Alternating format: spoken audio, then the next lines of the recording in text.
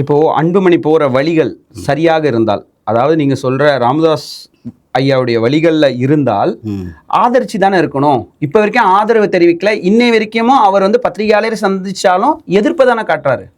அதுதான் நீங்கள் பத்திரிகையாளர் சந்திக்கும் போது, மருத்துவர் ஐயா தோட்டத்தில் சந்திக்கும் போது நீங்கள் சுற்றி நிற்கிறவங்களாம் நீங்கள் பார்க்குறீங்க தானே.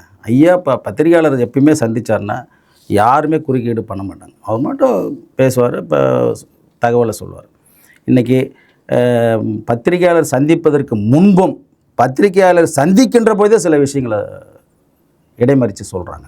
இதுதான் அதனுடைய வெளிப்பாடை தவிர நான் ஒன்று மட்டும் சொல்கிறேன் சார்.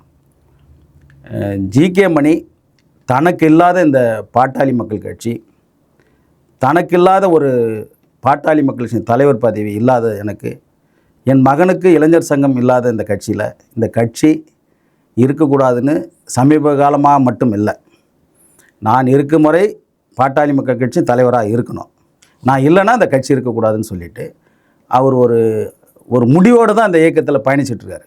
அவர் பேசுவது அத்தனையும் பொய். அந்த பொய் பட்டியலிட்டிங்கன்னா உங்களுக்கு நேரம் இருந்ததுன்னா சொல்லுங்கள், எவ்வளோ வேணாலும் நான் சொல்கிறேன்.